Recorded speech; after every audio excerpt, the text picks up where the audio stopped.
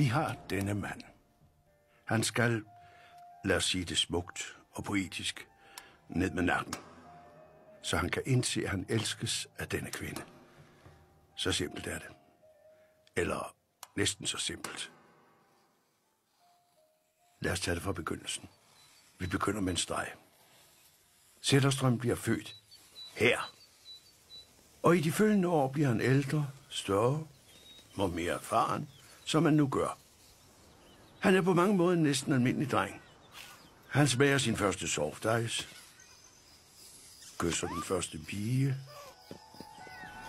prøver byens karusel. Men en dag lytter han til en plade af pianisten Michel Andeli. Den kommer til at præge ham for livet. For i musikken finder han ro. Et skjulested, hvor han kan gemme sig for livets skuffelser.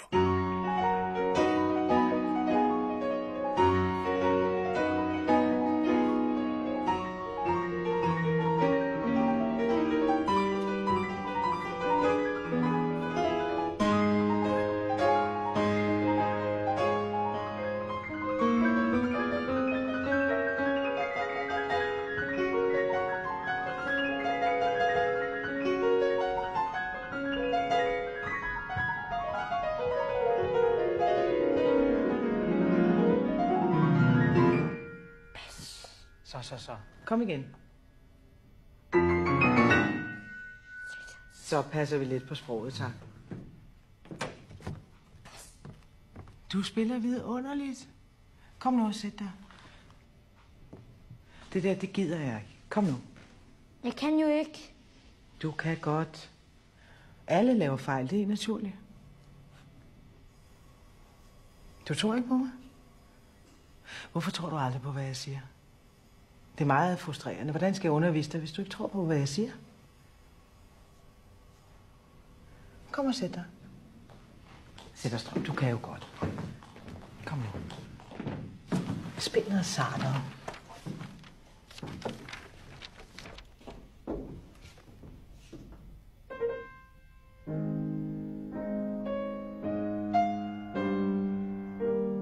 Zetterstrøms lærerinde prøver på sin egen måde at hjælpe, men forgæves.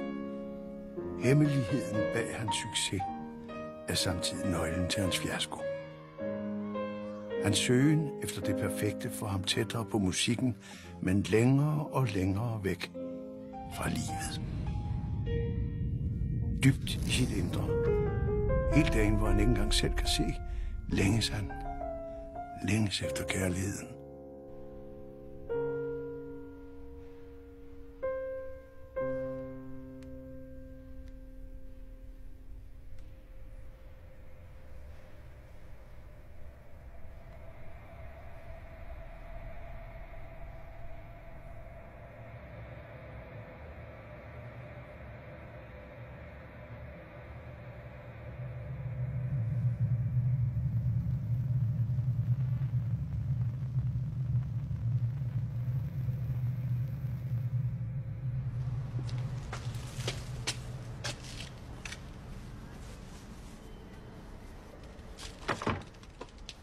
Det er simpelthen løgn.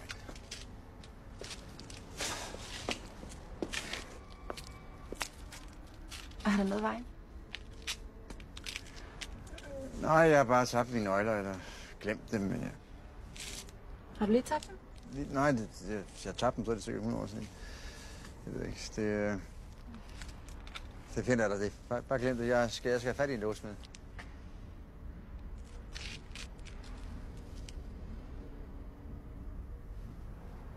Hvorfor er det så fint? Ja. Nå, det jeg har været ude og spille. Jeg hader de her. Skal jeg hjælpe dig?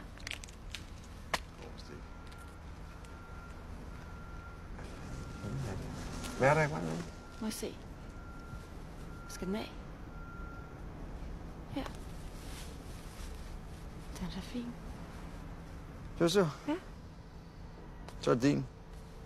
Nej. Jo, jeg hader dem. Tag den bare. Hold op. Vil du kan? Mener du det? Ja, jeg hader dem.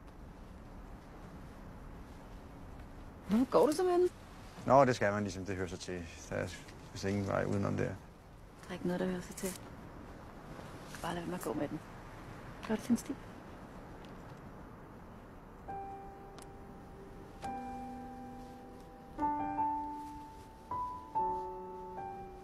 Skal du med ind?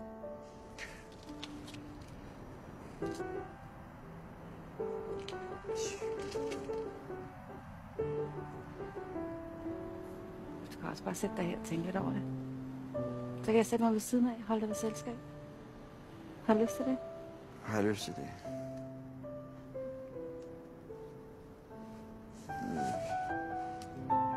Virker det underligt? Ja, nej, det gør det måske ikke.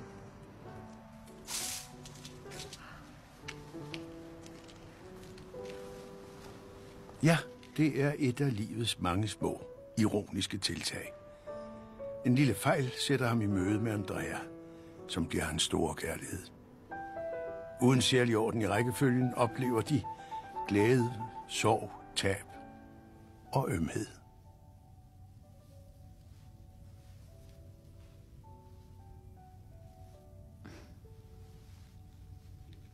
Hvad skal du? Jeg skal spille. Nu? Er du ikke træt? Nej.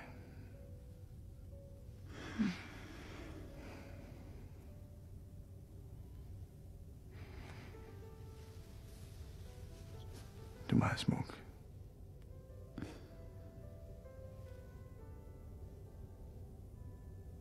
Det gør mig meget lykkelig.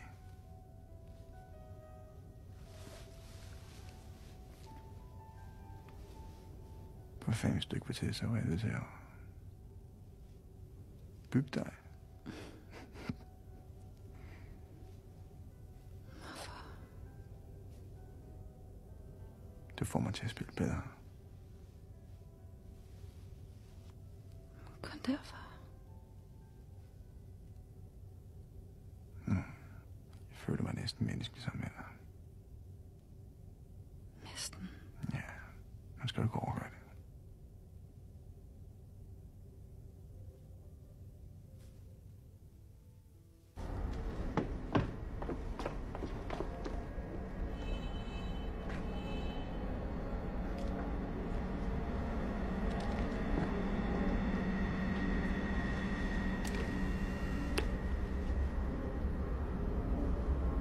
Ja.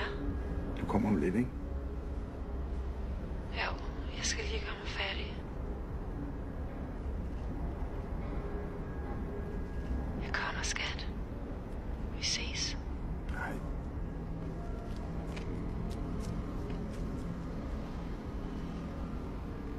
Gå nu med dig.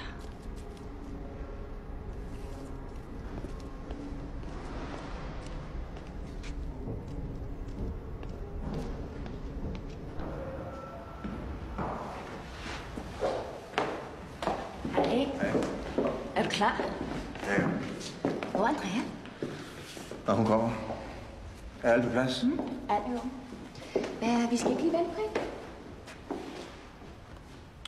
Nej, hun kommer. Okay, lad os gå.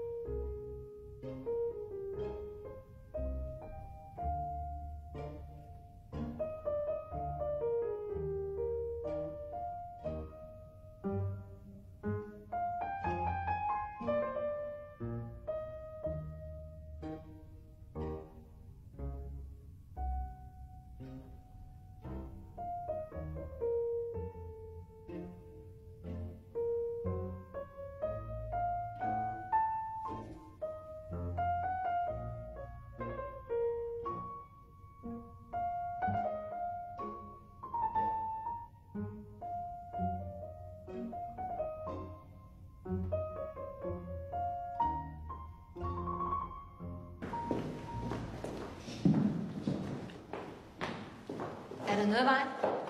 Nej, jeg kan bare ikke finde Andrea. Jeg tror faktisk ikke, hun har været. Ja, hun kom senere. Hun stod bagerst i lokalet. Nej, det gjorde hun altså ikke. Det stod der selv. Tror du, der er sket noget? Nej, selvfølgelig ikke. Nej, hun er vel næppe bare forladt mig.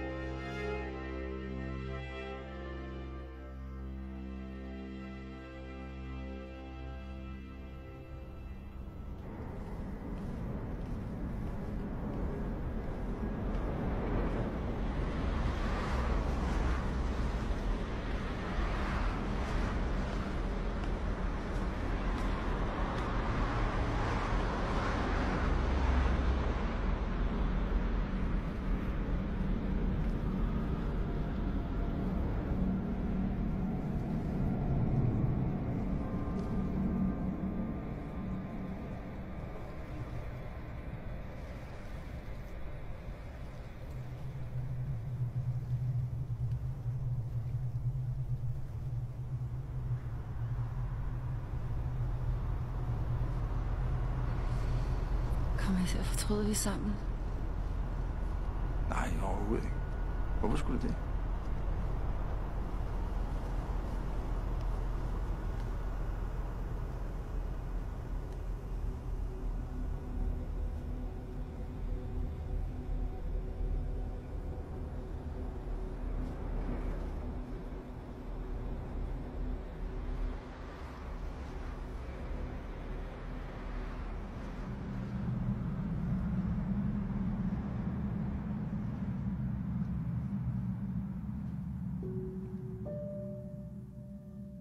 Andrea er væk. Hvad nu? Zetterstrøm beslutter sig for at glemme. Simpelthen. Alle hans sorger og glæder. Ja, alt hvad han har oplevet indtil nu. Også Andrea. Gemmes væk. Jeg kan høre, hvad I tænker. Det kan man da ikke. Jo, Zetterstrøm kan. Han er dygtig, den dreng. Årene går, og Zetterstrøm høster frugten af sit talent. Han mærker intet behov for at se sig tilbage til det land og de minder, han har forladt. Men Danmark har ikke glemt. Det er svært at sætte ord på, hvad der skete. Men lad mig prøve alligevel. Zetterstrøms efterladte fortid eksploderer. Netop der, hvor Zetterstrøm mistede troen på kærligheden, slår virkeligheden pludselig revner. Og folk må flygte, da området forvandles.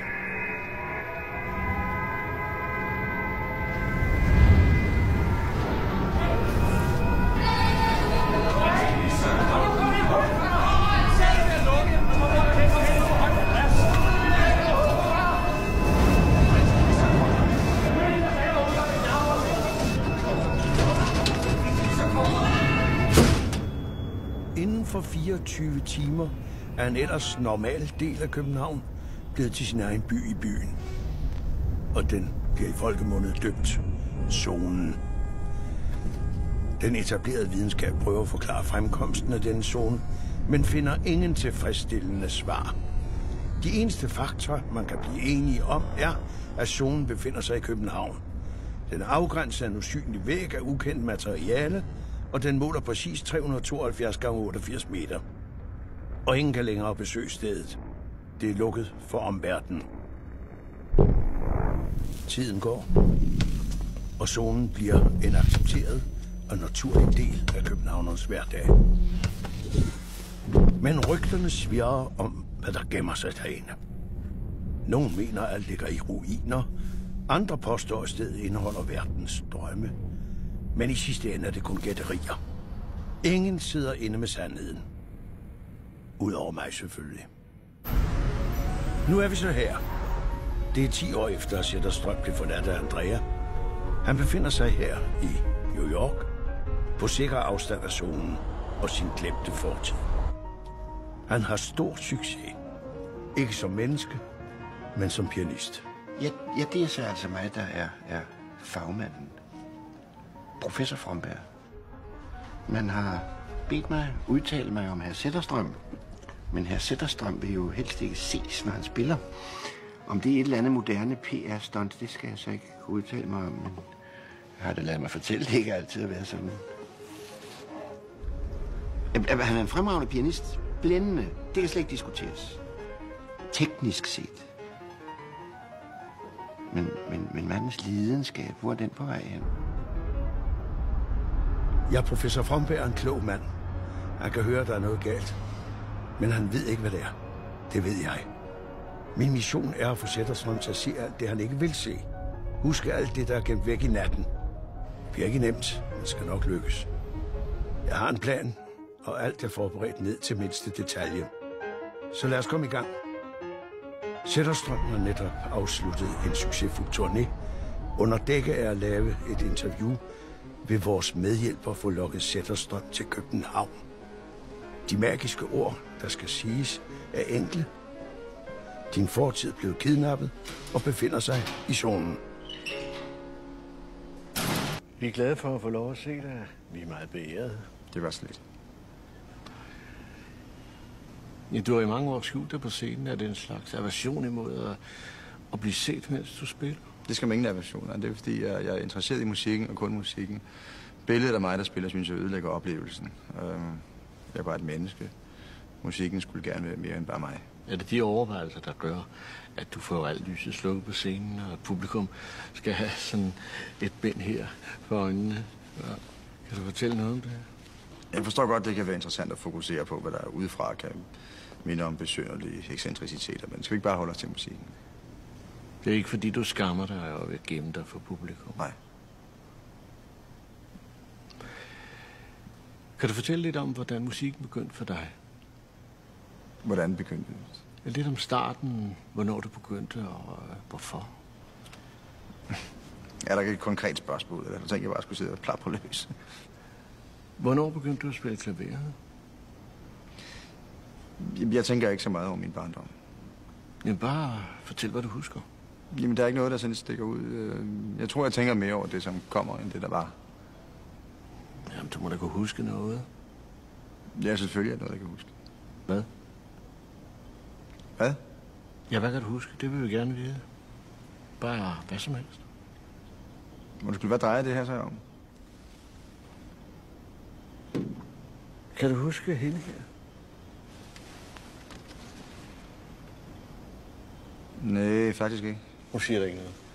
Nej, hun siger mig ingenting. Hvad drejer det så om? Hvad vil du sige til, hvis jeg fortæller dig, at den unge kvinde var din kæreste? I boede sammen? Det siger der ikke noget. Det gider jeg simpelthen ikke. Jeg går ud fra, at jeg selv finder ud. Er du klar over, at der er nogen, der har kidnappet din fortid? Min fortid er blevet kidnappet. Din fortid, dine erindringer og minder, de er blevet stjålet fra dig og blevet placeret i det, som hedder zonen, som findes i København, i Danmark. Det land, hvor du er født. Det er for åndssvagt. Det er måske hvad du vil. Men dit liv, som du kan huske det, det startede for 10 år siden, og alt, hvad der ligger forud for det, det er bare diffuse skygger i togen. Skal vi ikke være ærlige om det her? Har jeg ret? Nej, faktisk ikke. Nå. Men hvis du vil have din fortid igen, så ved du, hvor den er.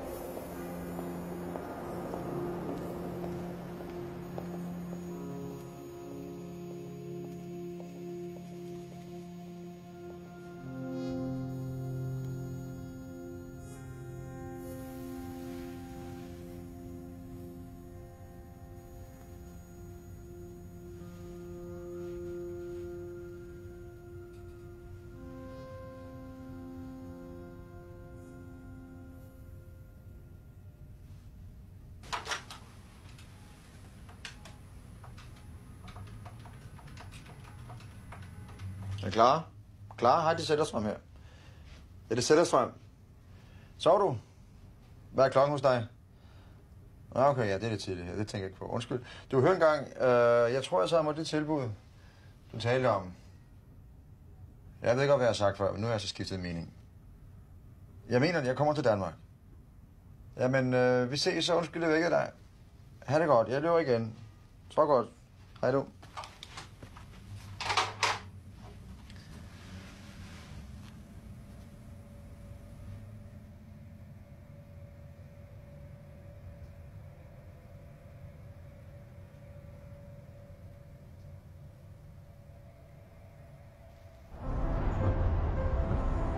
Så er Zetterstrøm ankommet til Danmark. I virkeligheden er det hverken koncerten eller menneskene, der venter på ham, som er vigtige. Det er derimod den invitation, som jeg har sendt ham. Den skal han læse, og den skal få ham ind i zonen. Men først har han nogle spørgsmål. Det er helt forståeligt. Han skal bare spørge løs. Jeg er interesseret i den der zone. Hvor ligger den? Ja, den ligger sådan set lige overfor der, hvor du skal spille. Det er faktisk i det område, du boede i engang, er det ikke? Lige ved Gammel Strand. Og man kan ikke komme derind? Nej, der er helt lukket. Ja, altså, den er helt ufarlig ved nærheden af. Kan du skaffe mig derind? Du vil ikke derind. Vil du?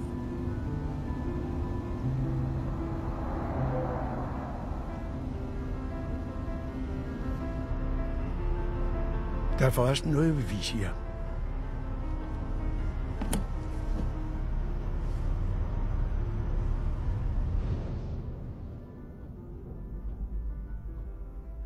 Hvorfor er det, du sidder her? Måske er han ikke helt færdig med mig. Hvorfor tror du ikke, han er det? Jeg vil ikke så let at glemme. Nej, det er du ikke. Men han er nu alligevel lykkedes med det.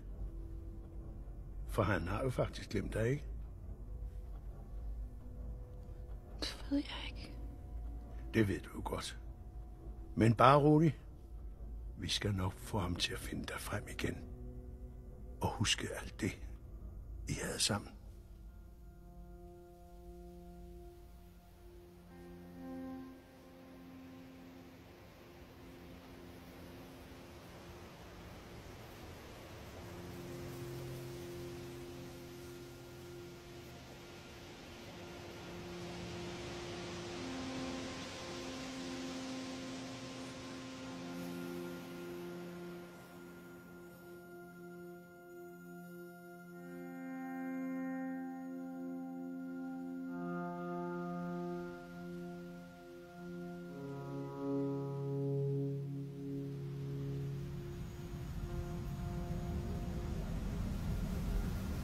Er det okay? Skal vi snakke om det?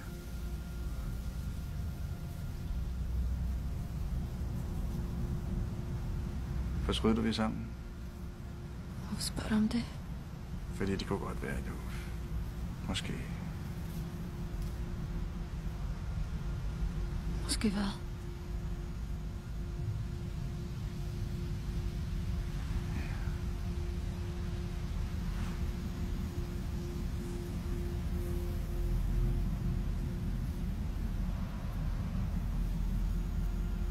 Det er da ikke mig.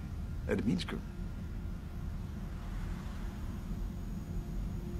Jeg troede, vi var enige om, at vi ikke skulle have det barn. Eller er det forkert forstået?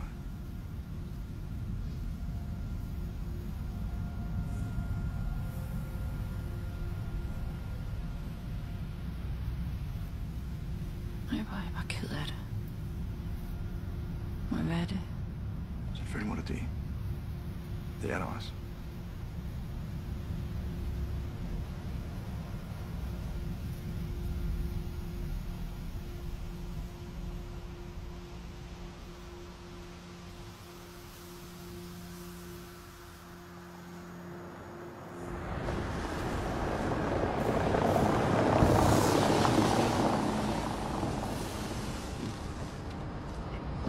Goddag, goddag. Terrence Sander, koncert- og museumsansvarlig. Goddag.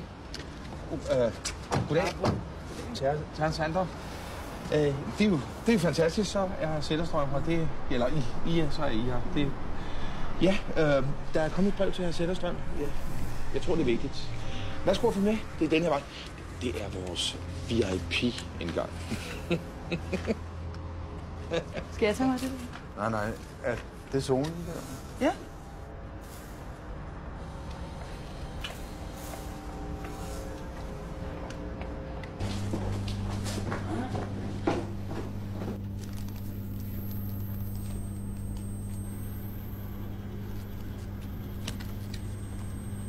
Der var du. Zetterstrøm, du inviteres hermed til middag i aften kl. 19.15, Magstræde 21B i zonen. Indgang er mulig gennem dametoilettet, første bås på K-bar. Præcis 15 minutter fra du læser denne invitation. Præcis. Og jo, vi ved, hvornår du læser dette. Du læser det nu. PS, som der stod på konvolutten, denne invitation gælder kun én person, og denne person er indiskutabel pianisten Zetterstrøm. Venlig hilsen, Tom.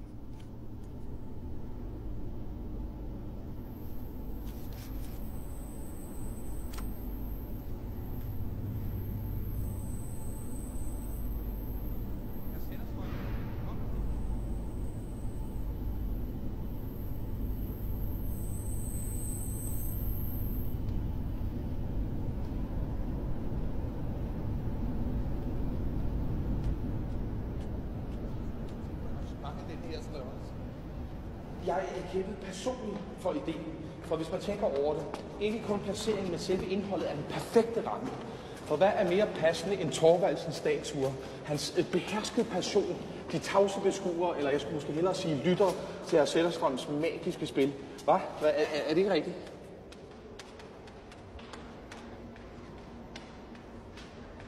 Helt enig. Vi har fulgt alle jeres instrukser til punkt og prikke og lavet, hvad vi selv synes er en meget, meget smuk løsning på koncertsituationen.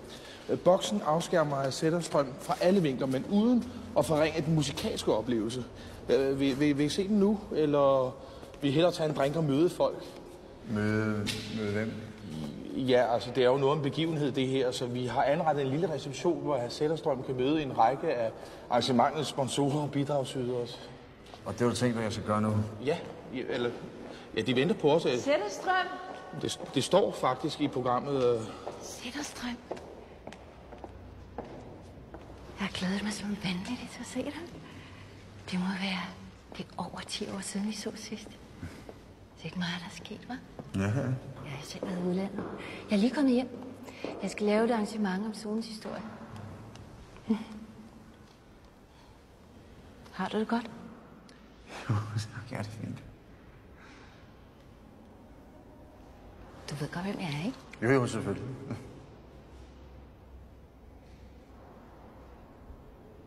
Du har glemt mig? Nej, overhovedet ikke.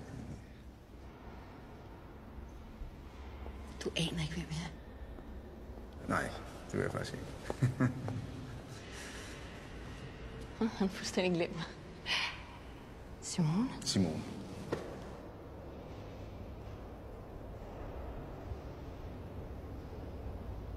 Jeg håber, du har det godt. Jeg skal ikke forstyrre. Held og lykke med alting. Tak. Det må da virkelig undskylde.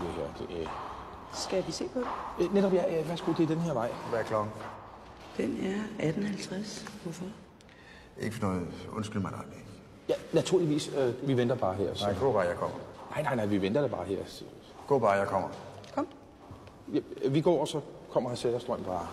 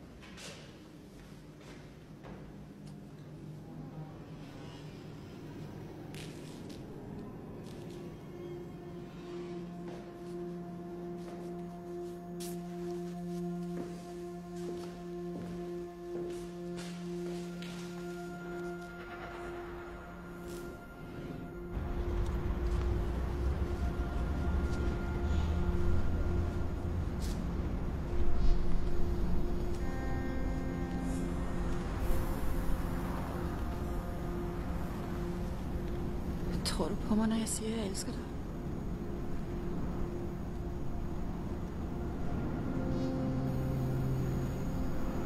Tror du, jeg elsker dig?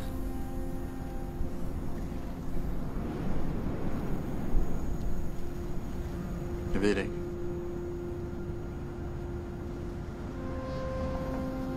Jeg tror ikke, du lyver, når du siger det. Jeg ved det bare ikke.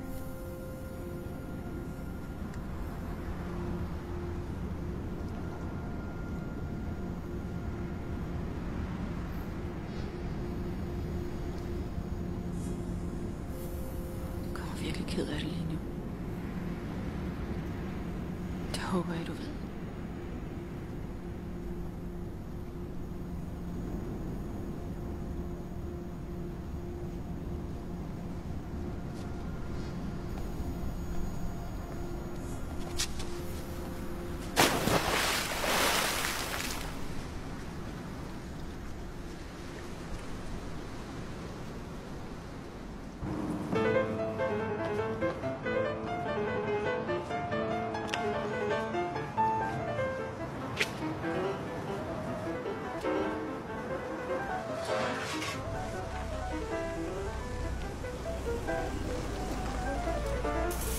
God aften. God aften. Hvor ligger K-bar? Ved du, hvor K-bar ligger?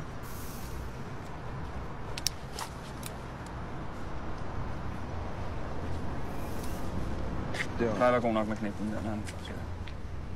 Er der noget, vi kan hjælpe dig med? Vi har det travlt med at patruljere, som vi kan se. Det er så zonen? Ja. Hvorfor er det ikke muligt at komme derind? Men det kan jeg da godt fortælle dig. Det er, fordi det er ikke lovligt. Det er ulovligt. Altså, det modsatte er lovligt. Ja, det har jeg forstået. Ja. Men hvorfor er det ikke fysisk muligt at komme derind? Det er det, fordi det er jo et billede. Du kan ikke gå igennem et billede. Jeg står og kigger lige derind. Men det er det, jeg prøver at forklare dig. Du ser jo ikke. Så det er stående et øjeblik, ikke? Må se engang. Se. Mit bud er, at det hele ligger i ruiner derinde. Interessant. Hvor længe har det været sådan? Sådan har det været længe. Så måske de vil... Ja.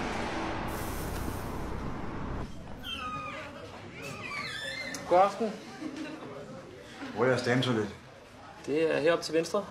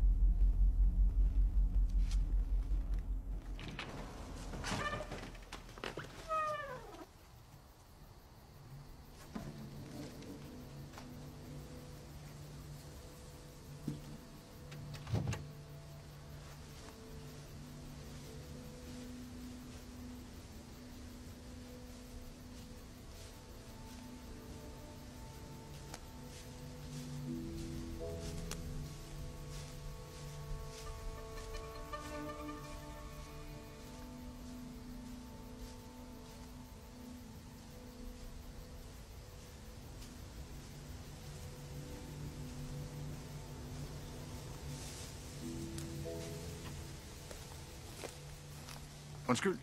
Undskyld. Hvad? Nej, undskyld. Det var ikke min mening at forskrække dig. Det er en fejl, det her. Undskyld mig. Nej, stop. Hvad mener du, det er en fejl? Ikke noget. Men det må undskylde, men har vi mødt hinanden før? Det var ikke meningen, vi skulle møde hinanden. Ikke sådan her. Men kender vi hinanden? Kom nu, hvad hedder du?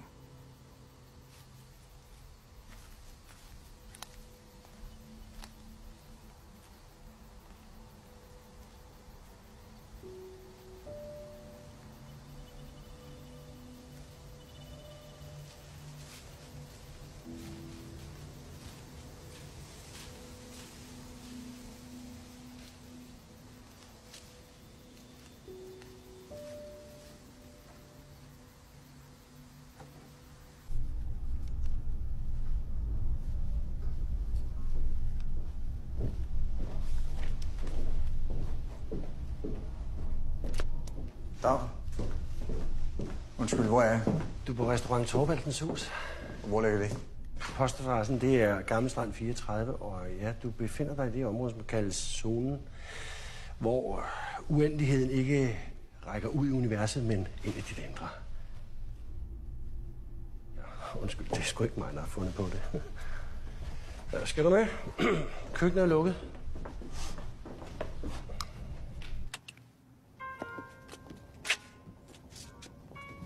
Tak.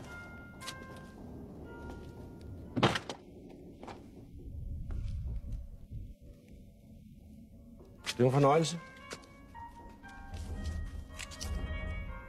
Sarte hænder. Ja, jeg håber, du får et behageligt ophold. Hvor skal du hen? Jeg har en aftale. Hvor skal jeg gå hen? Det ved jeg ikke. Du må undskylde, jeg er lidt sent på den. Du ved ikke, hvor Magstræde ligger? Ja, i går der lå den vist det om bagved. Jeg ved ikke, jeg har ikke hørt, hvor den skulle være i dag. Den har det med at springe lidt rundt, desværre.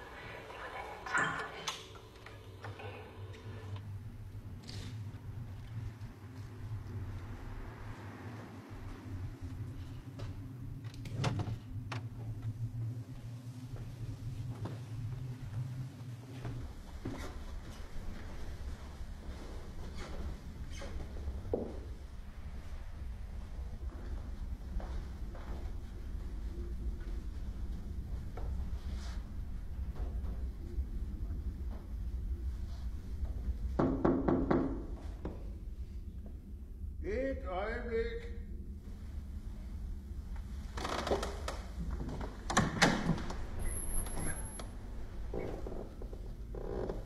Ja. Goddag. Goddag. Det er mig, der sætter strøm. Ja, goddag. Jeg har fået en invitation. Der er tom. Sætterstrøm, siger du? Ja. Gud, er det i dag? Det har jeg fuldstændig glemt. Jeg har sådan glædet mig til at møde dig. Ja. Ja.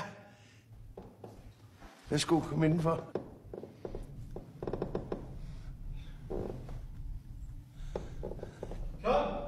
Kom, det er vigtigt. Nå, for søren. Undskyld mig lige et øjeblik.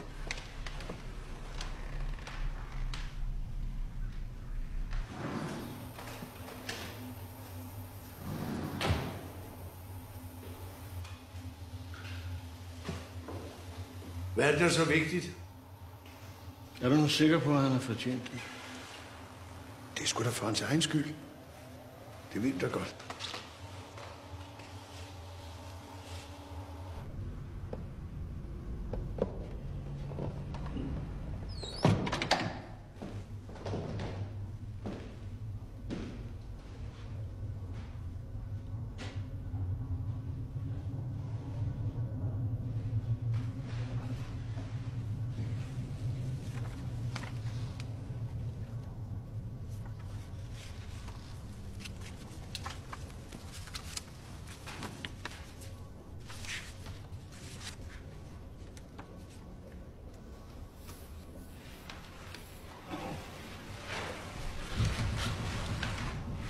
Nå, det var godt, du er kommet ind.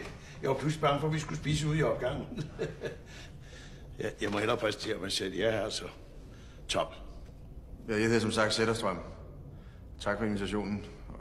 Men jeg bliver nødt til at spørge, ja, hvad skyldes I æren? Nysgerrighed.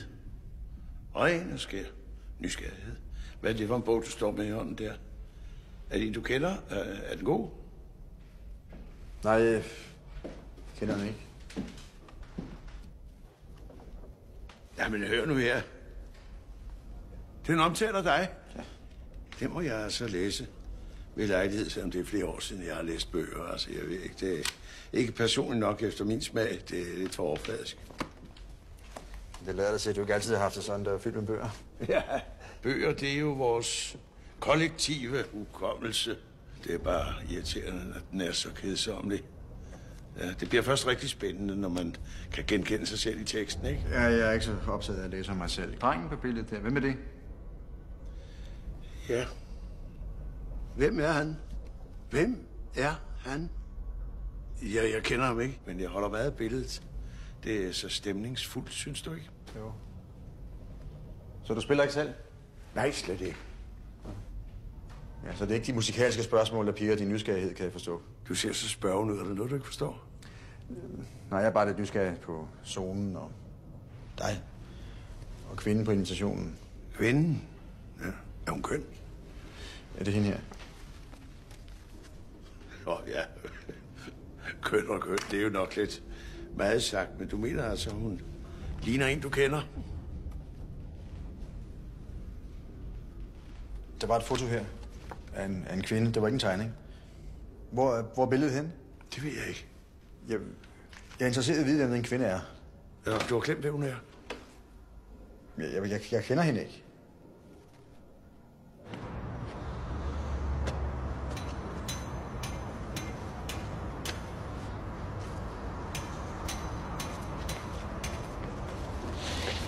Det er vigtige mennesker. Det er mange vigtige mennesker. Og jeg bliver simpelthen nødt til at sige det. Jeg bliver nødt til at sige det. Det er ikke min forfængelse, der står fri. Det håber jeg, du forstår. Nej, den er forsvundet for længst. Nej, det er Zetterstrøm. Og hvad er det helt taget bare sådan noget? Det kan ikke passe, at man bare sådan kan være væk. Jeg er i princippet selvfølgelig fri til at gøre lige, hvad han vil. Ja. Men jeg bliver simpelthen nødt til at være helt sikker på alt, hvad der foregår. Ikke for, hvad ved jeg? Hvad hvis han kommer til skade med sine hænder?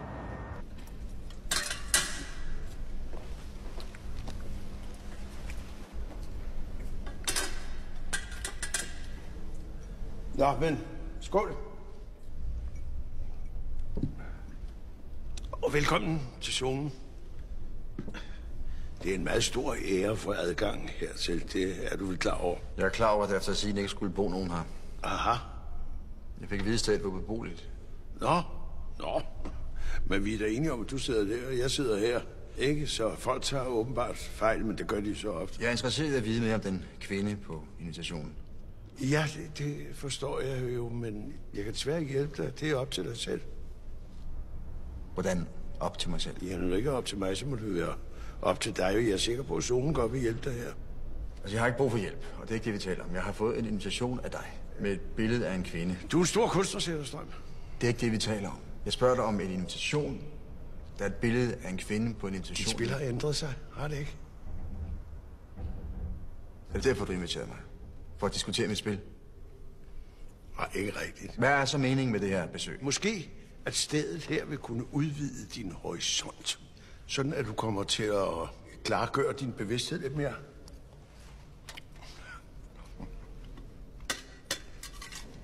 Ja, måske har du opdaget ting, som du har glemt, du vidste. Det er det hele. Ja, andet er det simpelthen ikke. Det er bare en lille frokost med sprød svær.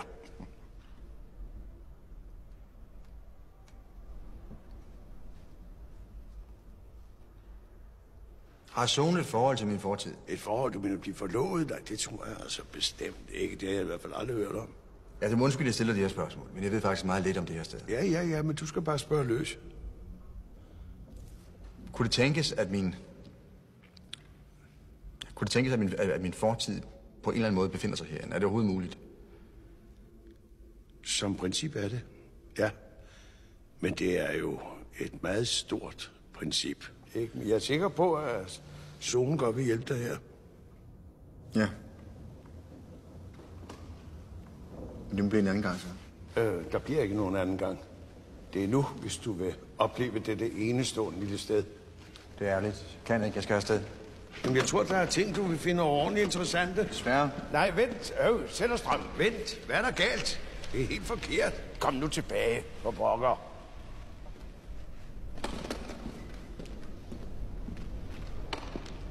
Hvad er det, du gerne vil vise mig? Jamen, du må opleve det selv. Nu fortæller du mig, hvad det her handler om. Nej, jeg vil bare gerne se dig og vise dig zonen. Det er jo ikke så forfærdeligt. Så vis mig, hvad du vil vise mig. Ja. Skynd dig. Nå, ja, det er et lille sted. Du når nok det hele. Håber, det smagte.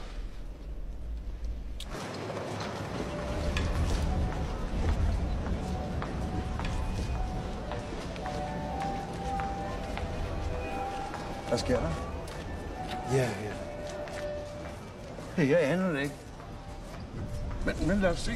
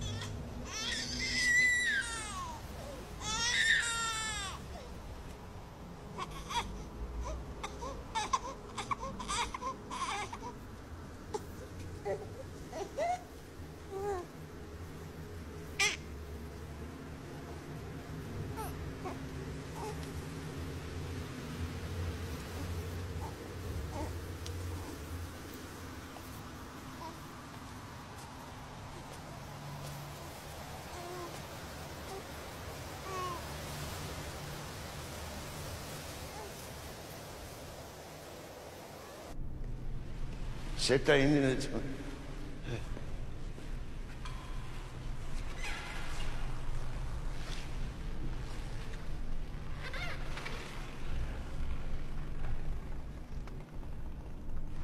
Er du okay? Ja, det er fint. Fint. Kan jeg ikke friste dig? Nej, tak. Nå, jeg har også vand, hvis det er bedre.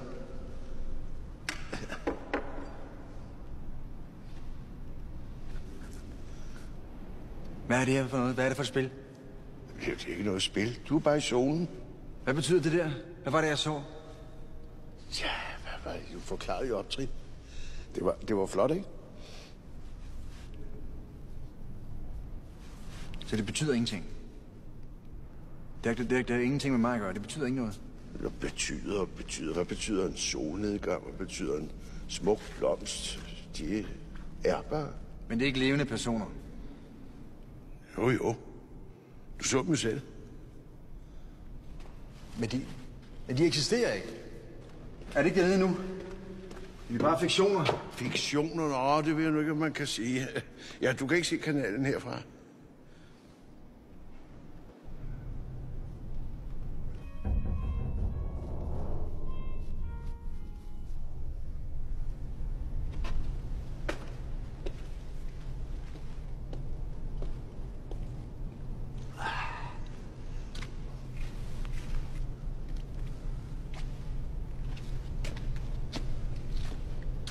Du har sendt mig en invitation med billeder af en kvinde. Hvorfor vil du ikke fortælle mig, hvem hun er? Eller hvorfor må jeg ikke møde hende? Ved du hvad? Det er på tide, at du kommer ud herfra. Jeg kender hende. Jeg tror, jeg kender hende. Er det muligt? Jeg er jo ikke din psykolog. Det ville ellers være meget fascinerende, men det er uden for min kompetence. Hvorfor kan jeg ikke huske hende? Jeg er sikker på, at hun er vigtig, men jeg har ingen anelse om, hvorfor. Vi må afsted. Vi skal skynde os. Nå, vent lidt. Jeg synes, du skal drikke lidt vand først. Det er hårde betingelser herinde, og du kan få en frygtelig hovedpine, hvis du mangler væske. Jeg skal sgu ikke have noget vand. Jeg klarer mig. Ja, men drik lidt nu alligevel.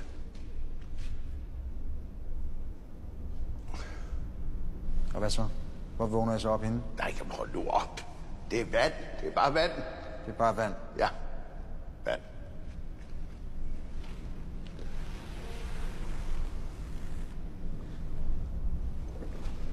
Ja, og lad os så komme afsted.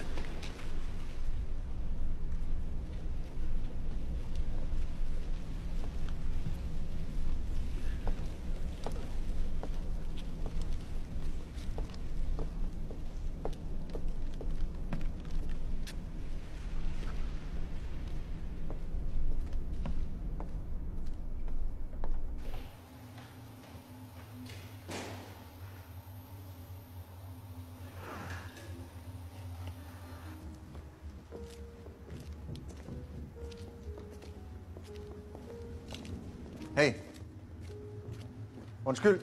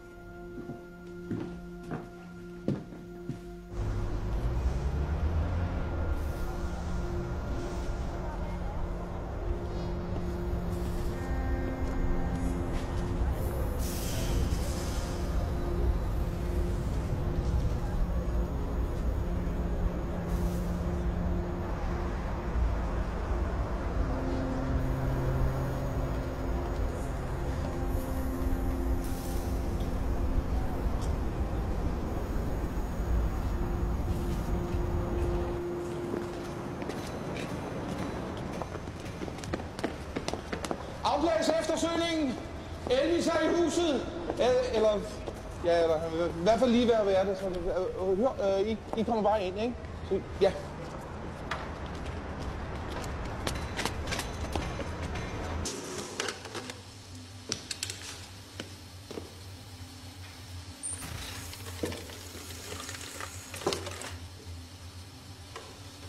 Er du snart færdig? Det er færdigt nu. Og det virker? Det virker. Godt.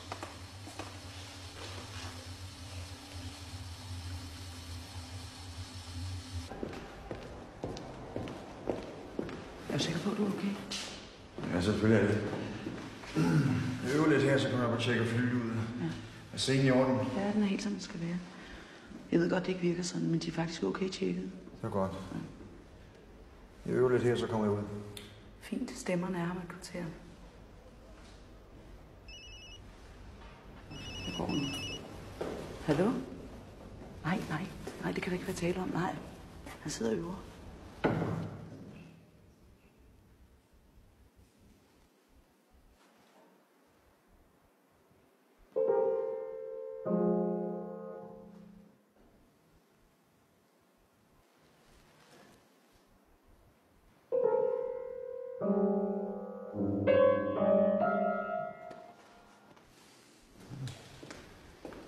Ikke mening.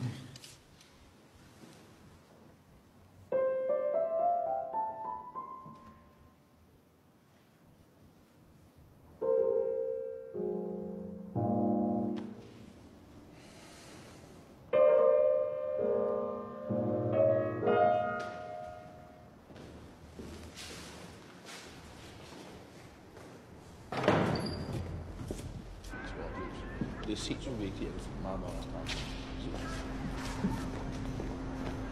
Og Sætterstrøm, er noget, jeg kan hjælpe med? Det klaverer på min rum. Jeg vil gerne prøve det andet. Er der noget vej med det klaver, vi har stillet til rådighed? Ja, det lyder underligt. Jeg vil gerne prøve det andet. Ja, selvfølgelig.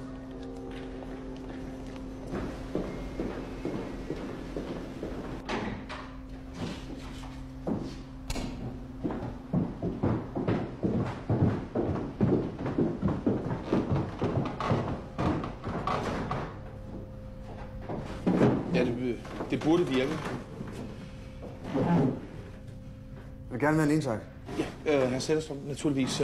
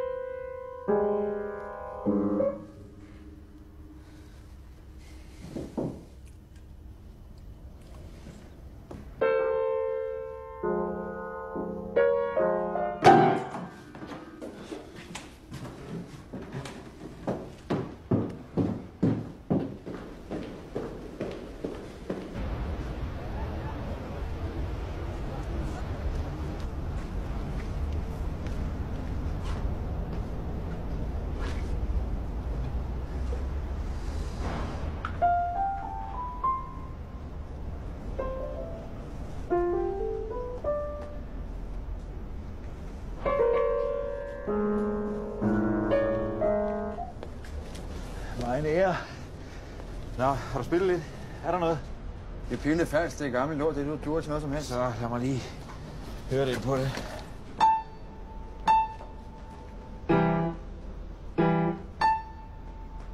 Det trænger sin lille opstramning, men det er i hvert fald ikke for lavt. Prøv lige en gang til.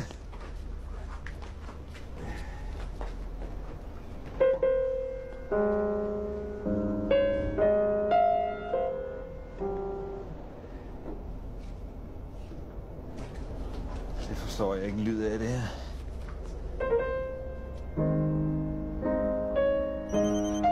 Er det mig? Hvad? Ja, det er fint. Hvad? Hvem? Ja, han er her. Det er dig. Til mig? Ja.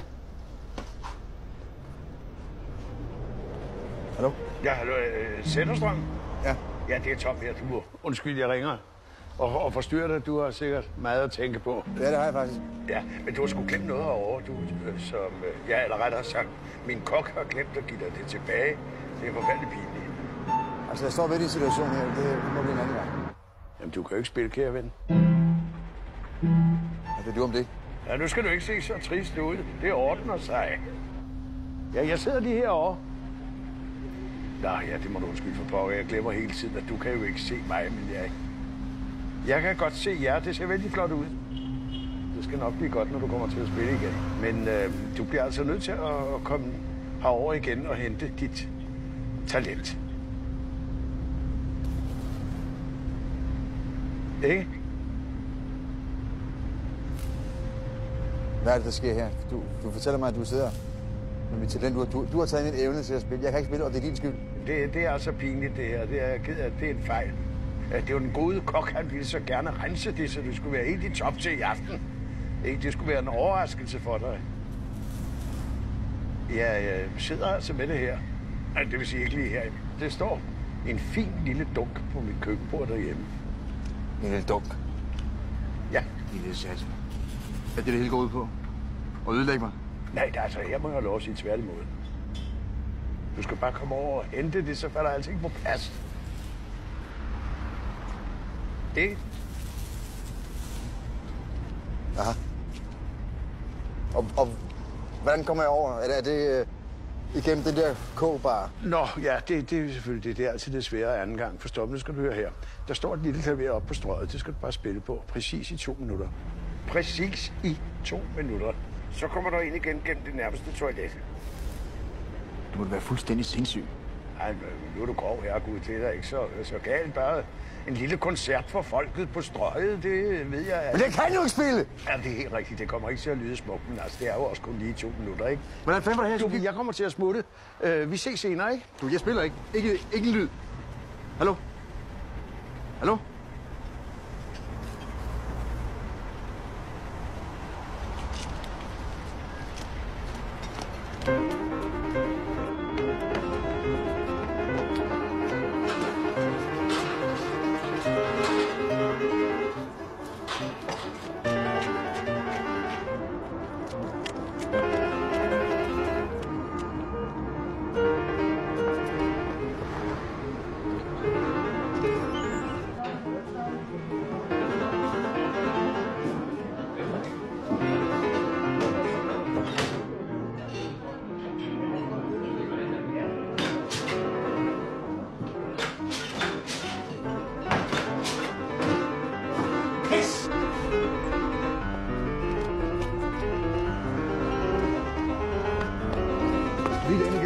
Det tager 2 sekunder.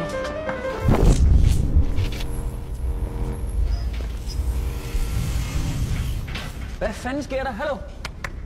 Kan du høre mig? Hallo, kan du høre os? Jeg kan godt høre jer, for fanden. Prøv her. Du kan lige stå og sunde lidt, men så er der også hjem. Vi vil ikke se dig her med, vel?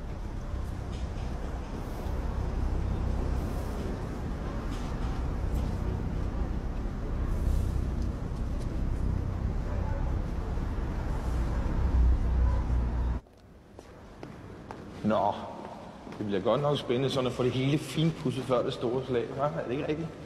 Ja.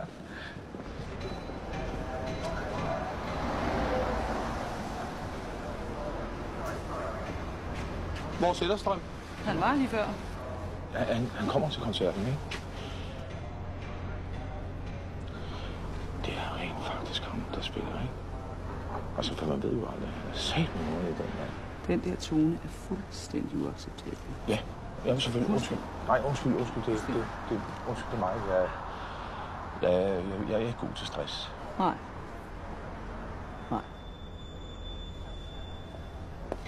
Det er lorte, pisse, myre, mand. Kraftedeme, mand.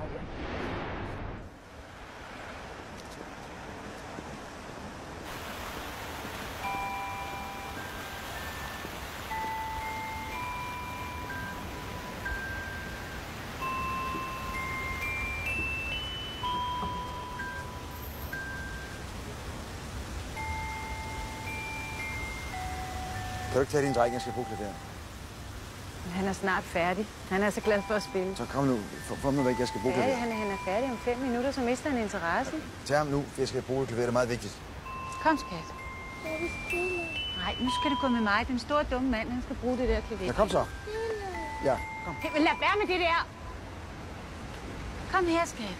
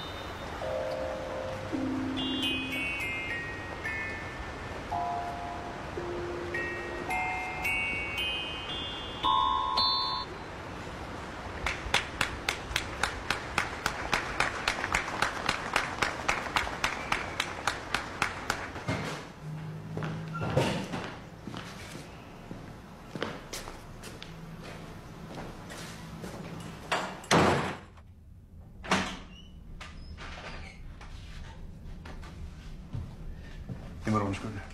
Det er helt i orden. Du skal ned.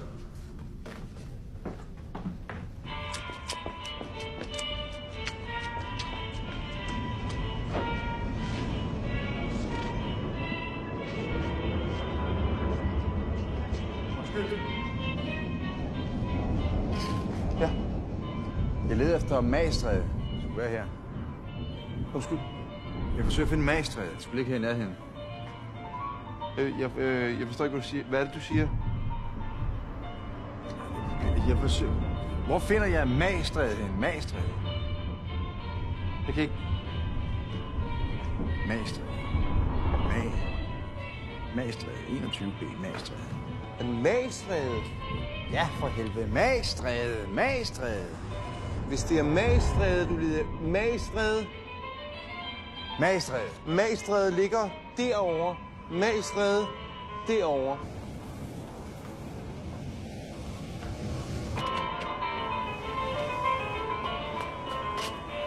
Det er den vej. Hvor er Tom? Den her vej.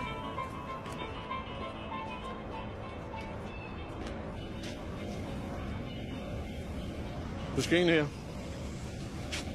Du skal op. Helt op.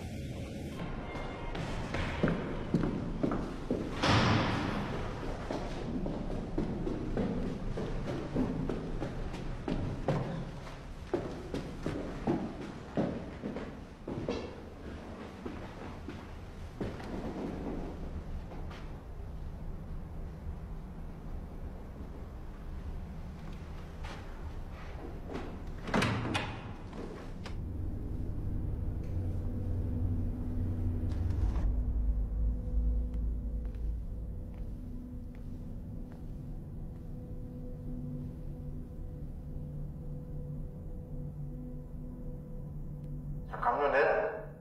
5 skridt til.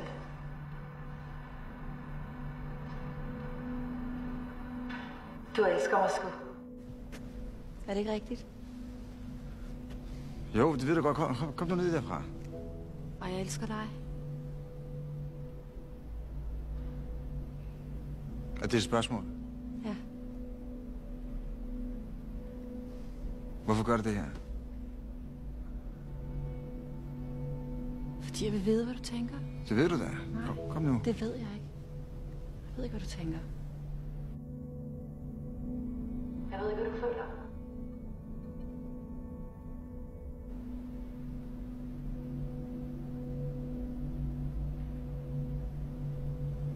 Tror du på mig, når jeg siger, at jeg elsker dig?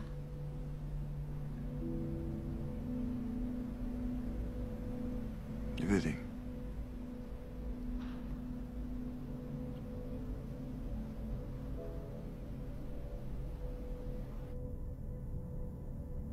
Jeg tror ikke, du lyver, mand.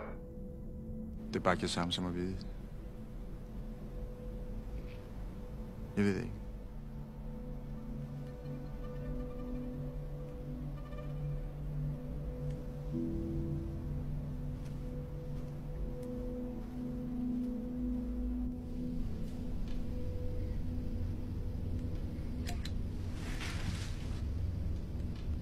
Spændende, ikke?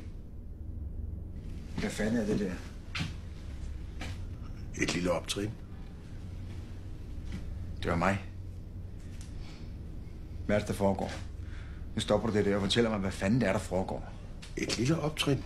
Et lille... Og ikke mere pis. Hvad er det, du vil mig? Hele det sted her, det har noget med mig at gøre. Alle de ting her, det er ting fra min fortid. Og jeg har stjålet den. Ja. Sådan kunne det måske se ud for dig, men det behøver ikke at være hele sandheden. Sandheden er, at jeg ingenting husker, og det har du og Sone noget med at gøre. Se, det er da et fremskridt.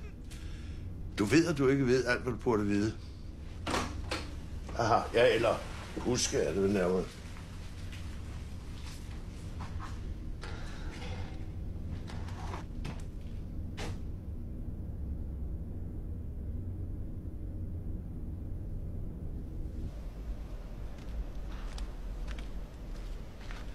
Ja, flot, ikke?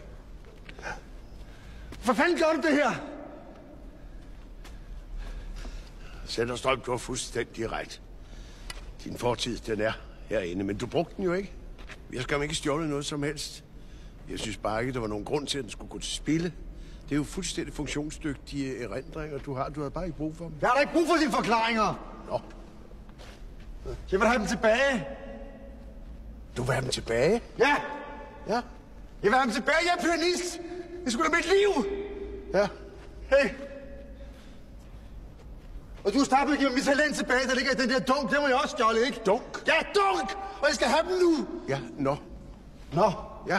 Ikke noget nå. Nå. Jeg skal spille en koncert om en halv time. Ja. Og jeg vil have dem nu! De lille, lede, handicappede satan. Tak skal du ellers have. Ja, så. Hvorfor går det imod mig, hva'? Sæt dig strøm, så. Hvad er det, jeg har gjort? Kom. Jamen, du er godt på vej. Du er på vej frem mod målet. Bare gå videre lige frem. Det er helt lidt til spejlet, så er der døren der til højre.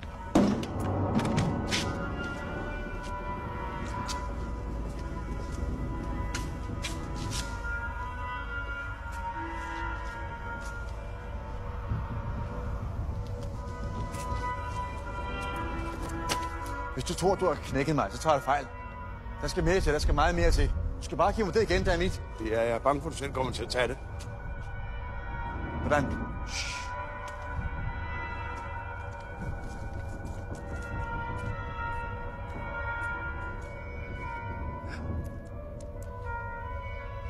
Hvor mange gange får man en chance til her i livet? Sjældent eller aldrig. Du får en nu. Jeg tror, tidspunktet er inde til at få orden på dit liv, hr. Zetterstrøm.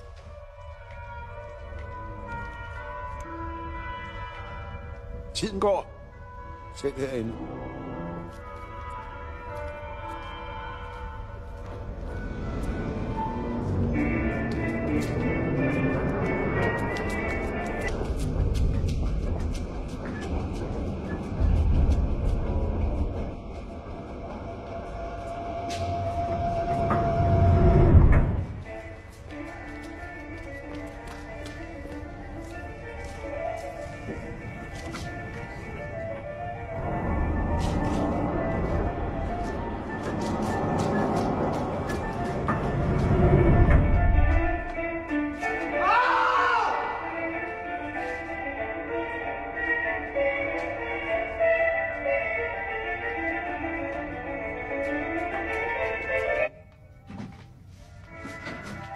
Hej. Jeg skal ned til kanalen. Hvordan kommer jeg ned til kanalen? Er du sikker på, at du vil derned? Det er langt. Langt, der er 3 gader, den er forpulet. Hvordan kommer jeg ned til kanalen? Det er nok nemmest, du går gennem bagdøren der.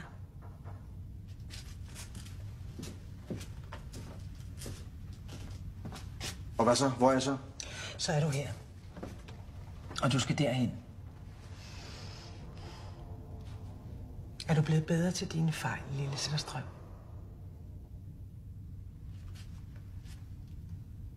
Ikke rigtigt. Du må have tillid til andre. Som nu. Tro på, at jeg sender dig i den rigtige retning, og ikke ud af zonen i stedet.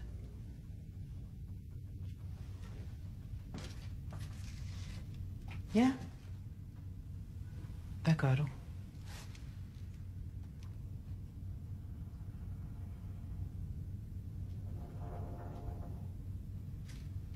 Du er god nok.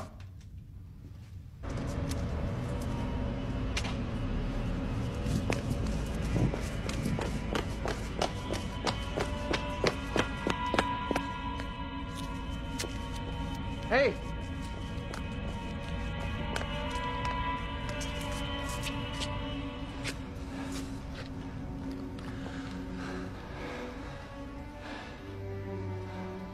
Jeg elsker dig. Og jeg elsker dig. Ved du det? Det ved jeg. Det har bare taget noget tid at finde ud af. Alt for lang tid, faktisk.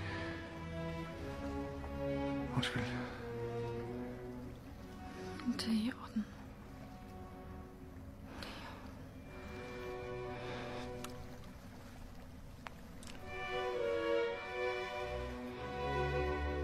Kom ned derfra.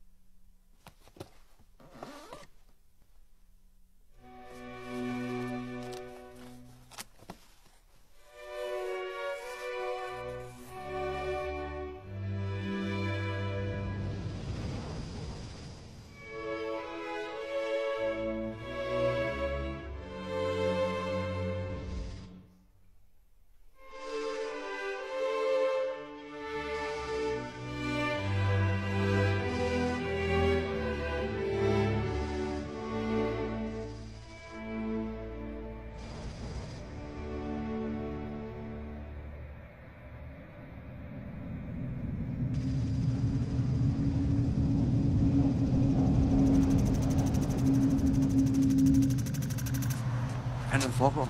Hvor er jeg? Du er her. Men Andrea? Glem det, kære ven. Glem det. Hun er væk. Hun er ikke væk. Hun er her. Ja, du husker hende. Du ved, hvem hun er. Selvfølgelig ved jeg, hvem hun er. Godt, godt. Det var så det. Få hende tilbage hertil. Det kan jeg ikke. Alt skal lade sig gøre herinde. Skal du bare få hende tilbage hertil? Ja, kan jeg faktisk ikke. Det, du så, var din erindring. Den har du jo nu. Hun er der. Få hende tilbage hertil! Jamen, hun er her ikke. Det må der være til at forstå. Men hvad så nu, hvor jeg fortryder? Det var lidt sent, desværre.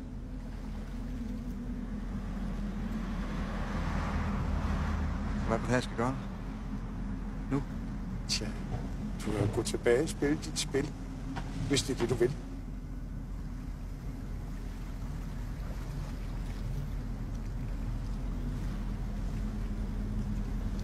Pas på dig selv.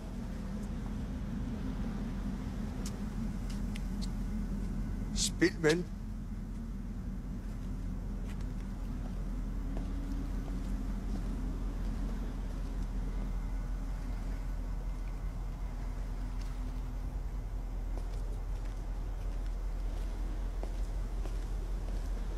Der går han så, vores lille Zetterstrøm. Er det synd for ham? Det er jeg nok ikke den rigtige til at svare på. Jeg synes ikke, vi har råd til at glemme, men det er måske bare mig. Helt spildt for Zetterstrøm har det dog ikke været. For om lidt går han over mod Thorvaldsen og spiller den smukkeste koncert i sin karriere. Al afskærmning fjernes, og hans spil knytter følelser til det, der for mange før havde været koldt og upersonligt.